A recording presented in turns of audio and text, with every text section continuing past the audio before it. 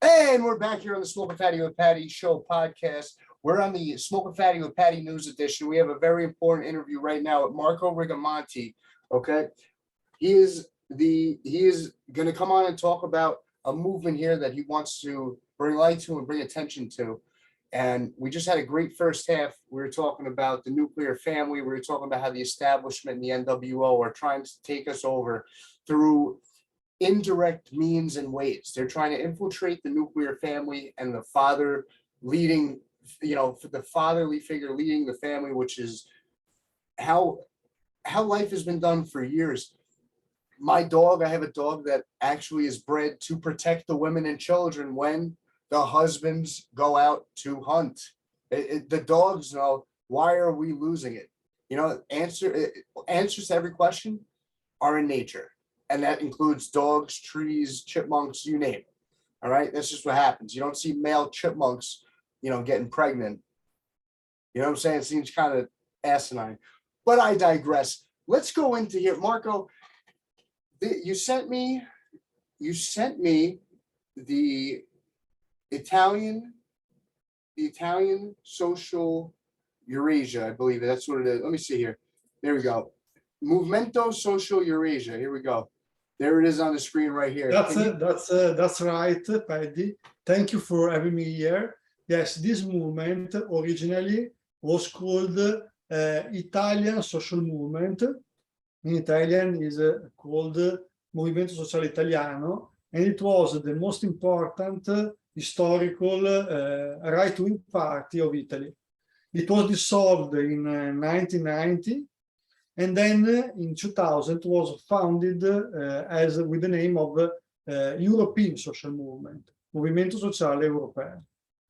But in the last years, the last 5 years, we adopted a new name that is Movimento Sociale Eurasia, Eurasia Social Movement.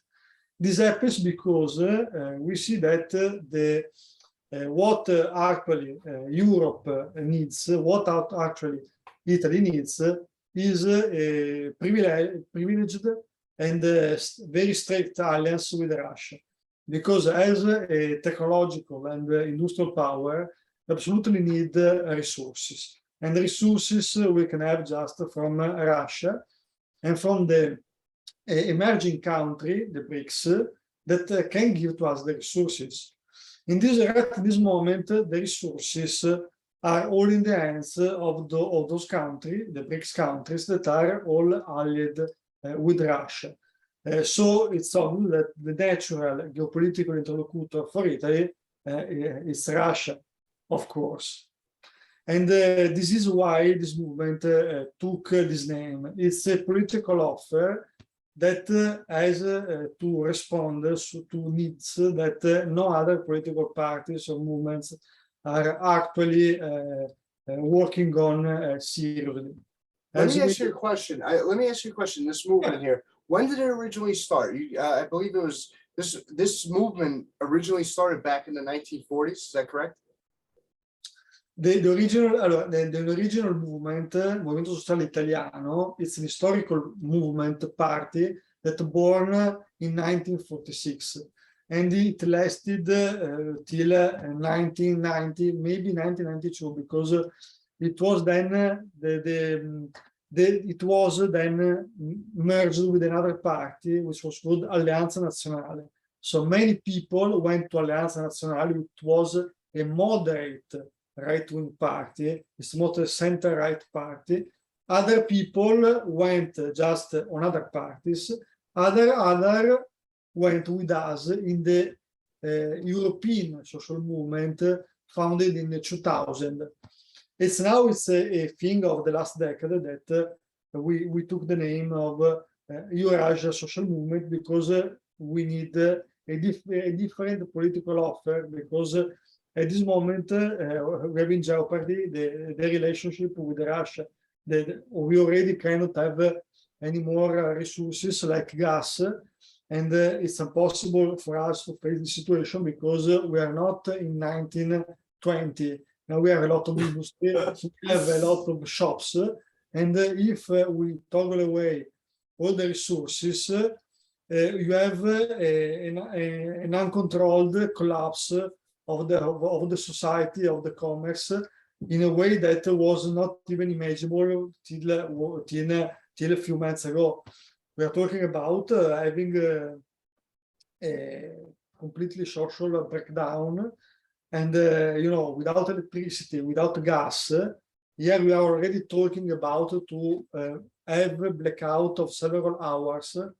When you program in a city, in cities like Italy cities, cities that are still very full of wealth already. There is still wealth here. If you program blackout, you have then people go to steal in the houses. You have a lot of disorders when you do this. And A lot of robberies and a lot of thefts go down. When the power goes out here, I know for a fact that there's a ton of stores getting rocked in New York City very soon after the power goes out. Cameras go off, crowbars up, baby. Get your ski masks. Exactly. This is what happens. And in addition, we have the problem that in Italy, we cannot have weapons at home because they don't want, I think that the government doesn't want people to have weapon because they want to impose a totalitarian state. It's a tyrannical state government takeover. Once they take your weapons, it's over. I have people that I talk to in Australia every single day. One of my closest friends lives in Australia. I talk to him every day. I have to wait, until 5 p.m. to call him. But I mean, it is what it is. You're 6 hours. That's good. He's 12 hours ahead over in Australia. He's on the Gold Coast. They don't have weapons over there. The police, they do have tyrannical powers and they can abuse them quite often. And here in America, what they're trying to do now, they're trying to get rid of arm braces for guns, which prevents all old people. If you think about it, the older generations, they served in the armed forces. That's what they did back in the day.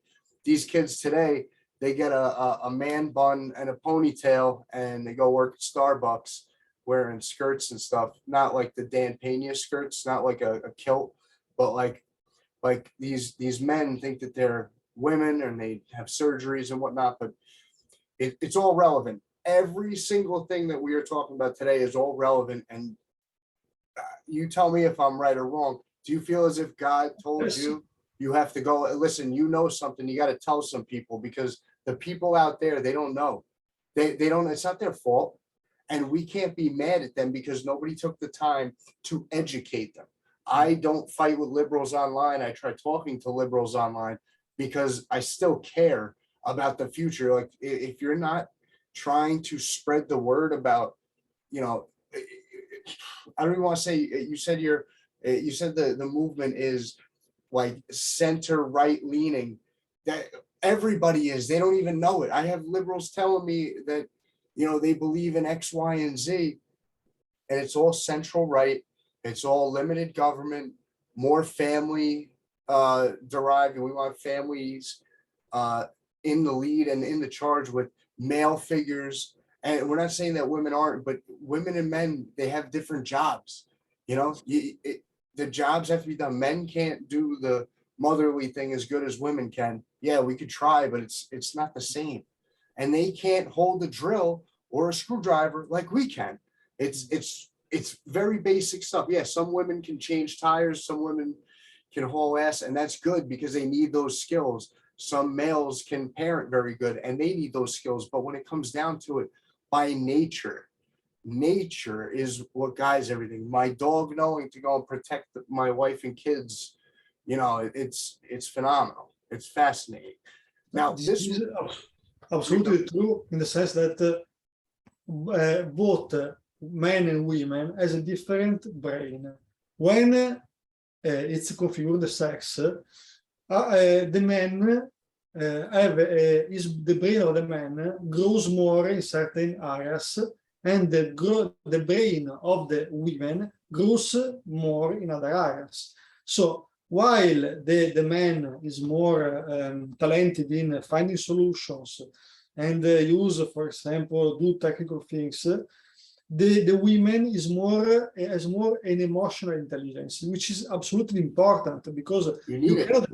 you cannot grow children without the kind of emotional intelligence that can teach a lot.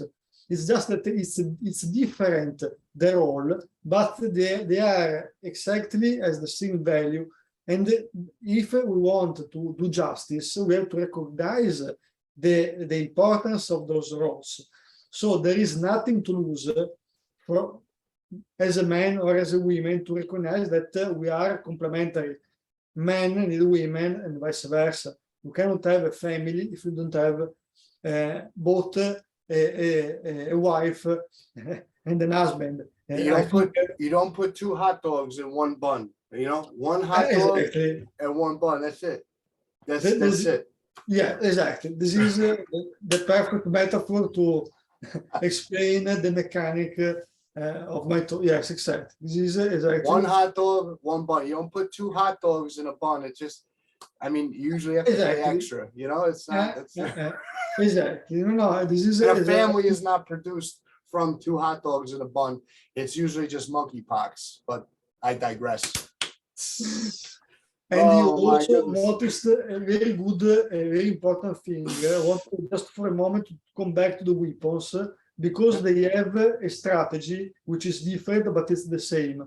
Here, they don't want weapons to get legalized because they fear that people don't allow them to do what they want. In the United States, when it's legal, they want to take it, they want to forbid without regulation. Because, for example, if there are places in the United States when a teenager can buy a weapon, why don't put regulation? Because if you put rules, for example, 18 years, 20 years, and you have to have a license, because to use a gun, it's not difficult. Anyone can learn to use a gun. Okay, you go to take a course, you take a diploma, and then if you are 18 or 20 years old, you can have it.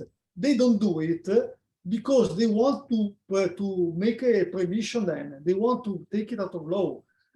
That's why, because they want tragedy happens, because they want to toggle you the right of the Second Amendment. Okay, that's why they don't put the right rules. Because in the United States, they just would say, okay, let's put rules. If you have 18 years old, you can buy. Otherwise, not. You have to learn how to shoot. It's so simple because criminals never use weapons.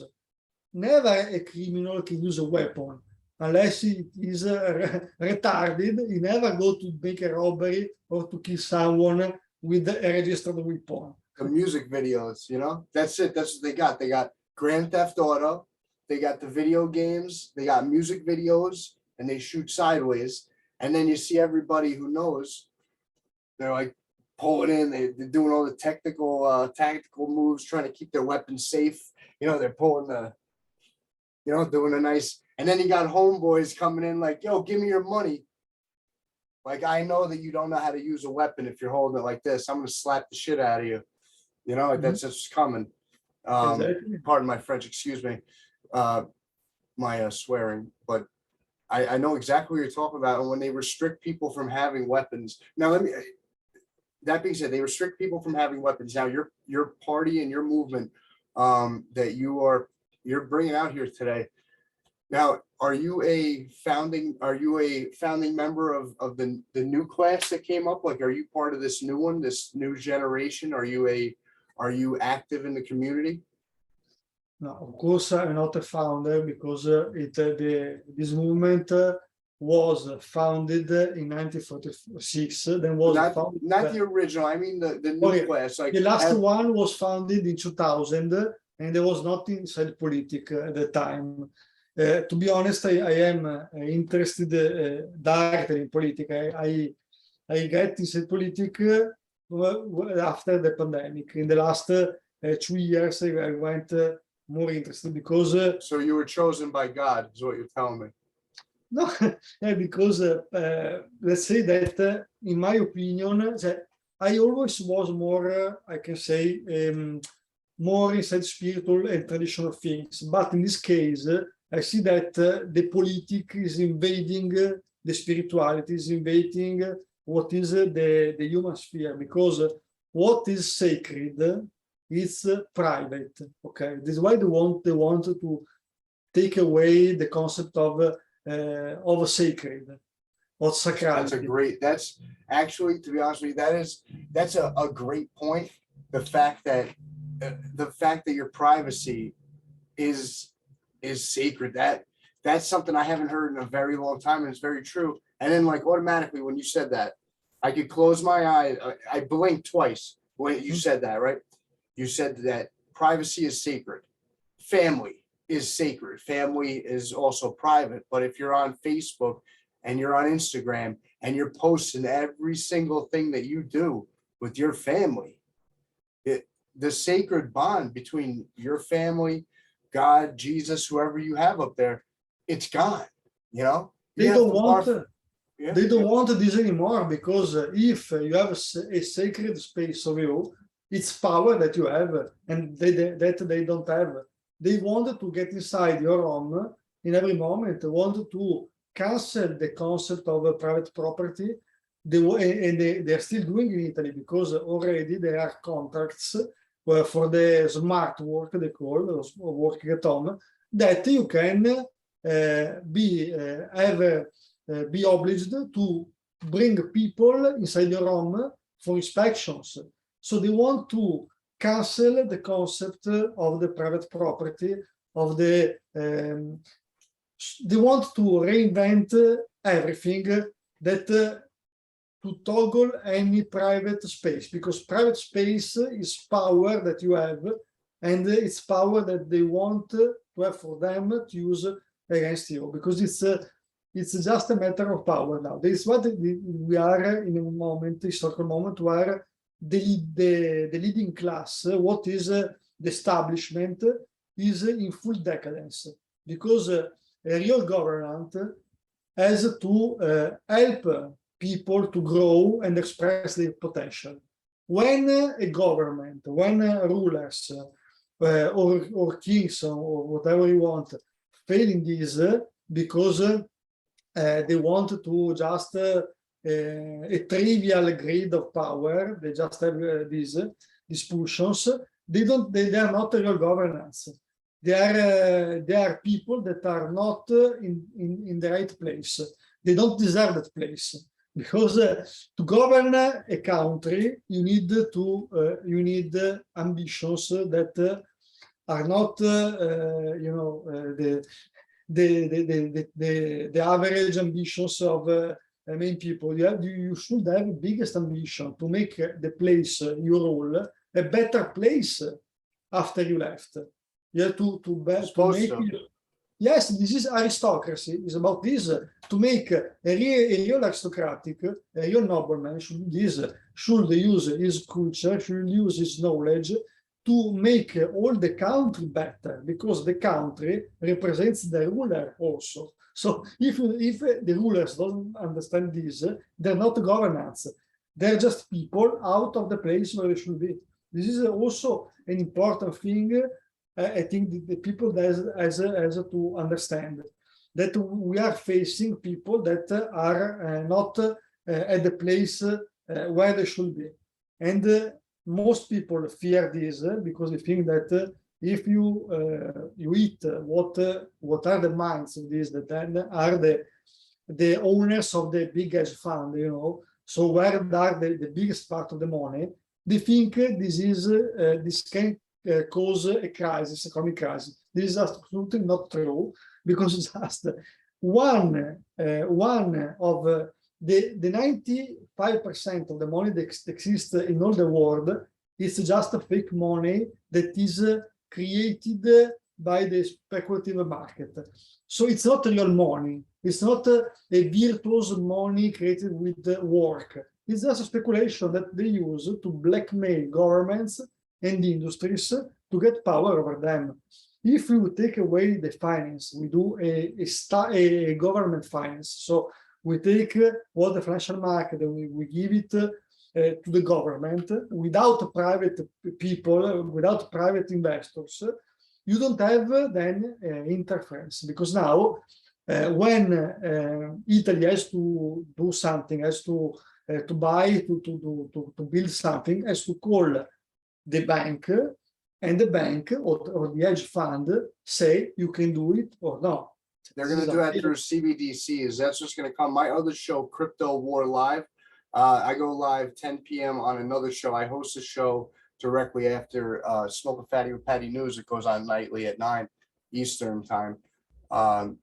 Crypto War Live, when the politics stopped making sense, so I started digging around and I was introduced to crypto, and all the political questions that I had were all answered by crypto and CBDCs and government, government regulation. It's all out there.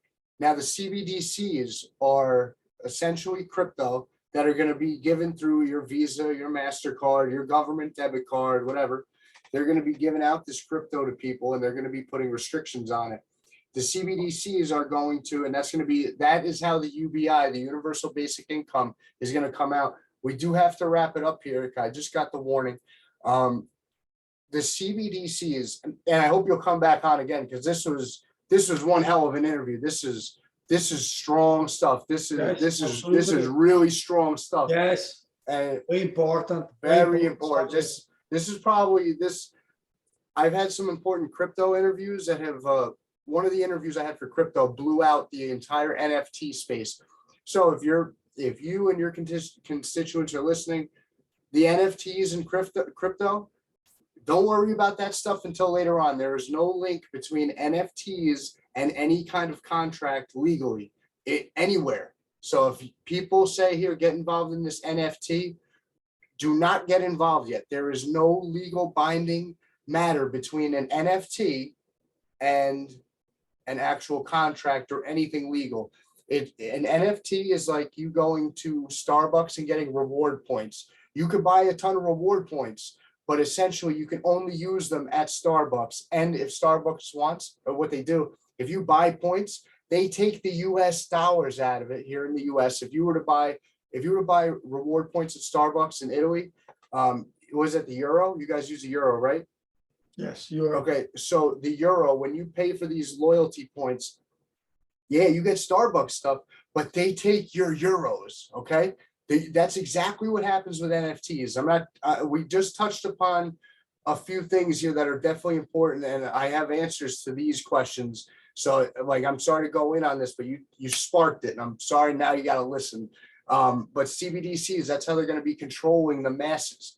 The fastest way that they got control of us back in the pandemic was with them sending out those stimulus checks. We're going to send out checks. This is what's going to happen. The stimulus checks and the free money from the government is going to come via crypto because it opens up liquidity. If you know anything or follow the markets, we have a huge global liquidity crisis right now. And that is going to cause a lot of problems unless all assets are going to go up because of the safety liquidity. Because when you send money now using the SWIFT system, if you write a check, it takes 3 to 5 business days. Now imagine if you didn't have to do all those checks in 3 to 5 days, which is going to ruin the Fed, by the way. That's coming soon to a story near you. Imagine being able to send money 3 to 5 seconds for 0.001 cents. That's what's coming. That's the technology that they're using, and it's going to free up trillions, like quadrillion, bazillion, quadrillions in dollars, gold, you name it. That's what's coming. That's going to be another episode. But listen, Marco, I really appreciate you coming on here. I hope to have you back as a guest in the very near future, because I have a good feeling about this. I have a good feeling about where it's going. The points that we hit in such a small amount of time. I love the fact that you're out here trying to stand up for freedom and what matters. And the Movimento Sociale Eurasia, the MSE, with the awesome flag, they look like Italian long hots. They look like Italian hot peppers. I love it. But it's really the flame. It's 3 flames. You see that? Look at that. It's gorgeous. Listen, I just want to say thank you for coming on today. I hope to have you on again soon. I'm going to send you when this is going to air live. And do you have anything you want to say before we cut out? Thanks to you, Paddy. It was a real pleasure to be here with you. Thank you again, and I'm very forward to continue to collaborate with you and may have another evening like this, because I think that we can really do something to coordinate people on a perspective and do something all together. Yeah, I'm 100% with you, and I'm looking forward to the next meeting. Thank you so much for coming on. Thank you.